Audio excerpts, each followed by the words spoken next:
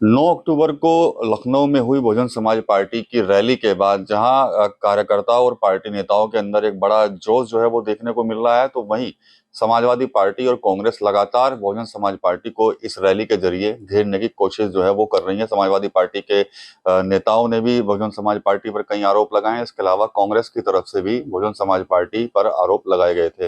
मेरे साथ बातचीत करने के लिए यहाँ पर बहुजन समाज पार्टी के जो वरिष्ठ नेता हैं सहारनपुर जिले के, वो तमाम लोग यहाँ पर मौजूद हैं। सबसे पहले मैं सरफराज रहीम साहब से बात करूंगा। ये बताइए कि रैली के बाद जोश कार्यकर्ताओं में देखा जा रहा है, लेकिन समाजवादी पार्टी हो चाहे कांग्रेस हो, वो लगातार आपकी पार्टी को घेर रही हैं और विशेषकर जो अब आपके अध्यक्ष हैं मायावती, उन पर लगातार हमलावर हैं और साफ तौर पर आरोप लगा रहे हैं कि जो रैली थी वो बीजेपी की तरफ से प्रायोजित थी, सारा फंड वहां से दिया गया, यहाँ तक कि जो स्पीच है वो भी लिख कर दी गई थी उनको। क्या कहेंगे आप इस पर?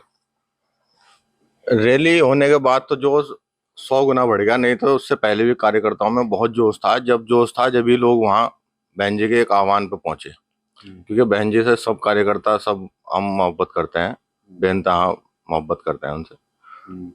और रही इनकी कांग्रेस और समाजवादी की बात, ये लोग तो बदनाम करने के लिए शुरू से ही माननीय बहन जी पे आरोप लगाते हैं, शुरू से ही, कि वो कहीं बहन जी सत्ता में ना जा। और ये जो लोग ये कह रहे हैं ना कि आरोप लगा रहे हैं, आपने देखा हो रैली खत्म हुई और 1 घंटे बाद ही अखिलेश यादव जी ने अपनी प्रेस कॉन्फ्रेंस बुला ली। तो ये उनका डर था। उन्होंने देखा कि इसे रैली को ये पॉजिटिव मैसेज ना जाके नेगेटिव मैसेज मुस्लिम समाज में पहुंचाना पड़ेगा।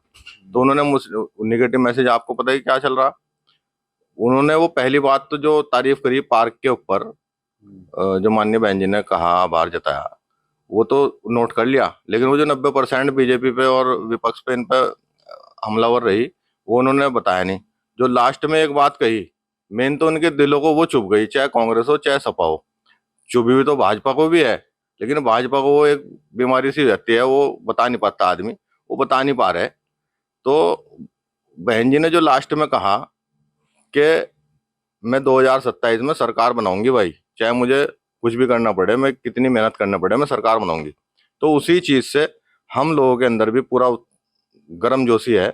और दूसरे लोगों को वही डर है कि बहन जी ने कह दिया तो सरकार बनावेगी, क्योंकि पिछली बार हमने, मुस्लिम समाज ने और दूसरे जो और लोग थे, उन्होंने देख लिया समाजवादी को वोट देके पूरा कुछ नहीं हो पाया। उससे ज्यादा वोट दे ही नहीं सकते आदमी, कहीं सऊदी अरब तक से लोग आ गए वोट डालने इनके। तो जब भी कुछ नहीं हुआ तो एक बहुजन समाज पार्टी विकल्प है, तो यही सरकार बनाएगी। कांग्रेस सांसद इमरान मसूद से जब हमने बात की थी तो वो सवाल दाग रहे हैं कि भाई बहन जी बताएं कि कांग्रेस से दुश्मनी क्या है, क्यों कांग्रेस पर इतना हमला कर रही है, क्यों कांग्रेस पर हमला लगातार उनकी तरफ से किया जा रहा है। अब हम इमरान मसूद जी की बात बताएं, इनका तो कोई कहना ही नहीं है। ये अगर ये खुद करें तारीफ तो चमत्कार, दूसरा करे तो मैं कह नहीं सकता आपके चैनल पे। इन्होंने पिछली बार अभी योगी जी की तारीफ कर दी, बहुत अच्छा काम कर रहे हैं, बहुत अच्छा ये कर रहे हैं। अगर कोई अपने पार्क के ऊपर अगर हमने कोई तारीफ कर दी तो इसमें कौन सा गुनाह हो गया? अ- हम पार्टी इनके इनके कहने से चलाएंगे, मतलब इनके कहने से चलाएंगे तो हम बहुत अच्छे, और अगर हम अपने हिसाब से चलेंगे तो हम बहुत खराब। हम तो अपने हिसाब से चलेंगे, हमें सरकार बनानी है। अगर हम सरकार बनावेंगे जब भी तो कुछ होगा। अब ये तो बोलने की इनको तो आदत है। चलिए ठीक है। और लोग भी हैं कि भाई क्या लगता है कि जो रैली जो हुई है उसके बाद क्या कुछ मैसेज गया है, विशेषकर मुस्लिम समाज के अंदर भी, क्योंकि मुस्लिम समाज ही बता रहे हैं वहां पर अच्छी खासी संख्या में वहां पर पहुंचा था। देखिए, मुस्लिम समाज पहले भी बहन जी के साथ रहा है। ये तो भाजपा और समाजवादी के लोग एक माहौल ऐसा बना देते हैं कि मुसलमान बसपा बसपा से नाराज है। ये बहुत गलत बात है। बहन जी के 2007 में भी सर्व समाज के लोगों से सरकार बनी थी, और 2027 में भी दो सर्व समाज के लोगों से वोट लेकर के सरकार बनेगी। और खास करके मैं मीडिया के माध्यम से आपसे बताना चाहता हूँ कि मीडिया बहन जी के बयान को तोड़ मरोड़ करके दिखाता है। बहन जी ने आइलम मोहम्मद के नाम पे भी वहाँ बयान दिया और भाजपा सरकार के खिलाफ आवाज भी उठाई है। लेकिन वो क्या है, वो चीज कांग्रेस के और समाजवादी के लोगों ने वो चीज दबा ली। बहन जी के बयान को तोड़ मरोड़ करके दिखा रहे हैं, लेकिन बहन जी ने सबके बारे में वहाँ बात करी है। लेकिन सपा तो और भी आरोप लगा रही है बसपा के ऊपर और बहन जी के ऊपर आपकी। देखिए, समाजवादी जब से हमारी रैली हुई है, समाजवादी के नेता हों या अखिलेश यादव हों, सबकी हालत खराब है। एक ऐसा जनसमूह के वहाँ पूरा लखनऊ जाम था, और लोगों की हालत ये थी कि लोगों को रास्ता नहीं मिल रहा था। और उससे इतनी बौखलाहट इन लोगों को हो गई, इतने पेट में दर्द हो गया, ये लोग पागल हो गए बहन जी की भीड़ को देख के। और मैं इनसे कहना चाहता हूँ, ये तो अभी शुरुआत है। आप, बहन जी ने बोल दिया है कि मैं सरकार बनाऊंगी, और आदरणीय बहन जी कभी भी हवा में बात नहीं करती, जो बोलती हैं वो करती हैं। वो इन लोगों की तरह दिखावे की राजनीति नहीं करती। बहन जी सरकार बनाएंगी और 2027 में सबके चेहरे सामने आ जाएंगे। जो मुस्लिम समाज की हितैषी बनते हैं अखिलेश यादव, वो अब सबको पता चल गया है कितने हितैषी है। इरफान सोलंकी हो, आजम खान हो, कहीं पे भी उनकी आवाज़ ये स्टैंड नहीं दिखा दिया। सिर्फ और सिर्फ मुंह में दही जमाने का काम किया उन्होंने। और मुस्लिम समाज को सबसे ज़्यादा अगर नुकसान हुआ तो समाजवादी सरकार में नुकसान हुआ है। आदरणीय बहन जी ने सबको सम्मान देने का काम करा। अगर वहाँ एक दूसरे पार्टी के हमारे नेता रहे हैं, वो आज दूसरे दल में हैं, अगर वो बात कर रहे हैं तो वो भी अपने गिरबान में झंकें कि अगर वो 18 मंत्रालय लेकर के कैबिनेट मंत्री बने तो वो आदरणीय बहन जी की देन थी। और उस चीज़ का नतीजा आज भी वो भुगत रहे हैं। आज वो दूसरे दल में चले गए, उनकी औकात उनको पता चल गई, क्या उनकी औकात है। कहीं उनकी कोई नाम लेने वाला नहीं है, कोई पूछने गिनने वाला नहीं है। वो बोलने से पहले आदरणीय बहन जी की एहसानों का याद करें कि बहन जी ने तुम्हें कहाँ से उठा करके कहाँ लेकर गए थे। अगर आपके अंदर थोड़ी भी शर्म होगी तो बयान देने से पहले 10 बार सोचें। ठीक है उजाला जी, आकाश आनंद को बड़ी जिम्मेदारी दी गई है।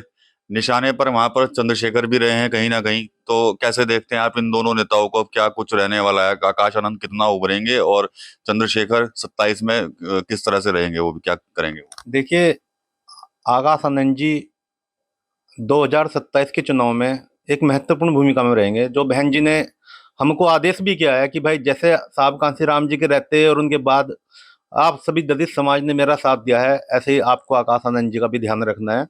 तो हम पूरा समाज, दलित समाज माननीय बहन जी के आदेश को मानेगा और आकाश भाई के पीछे खड़ा होने का काम करेगा।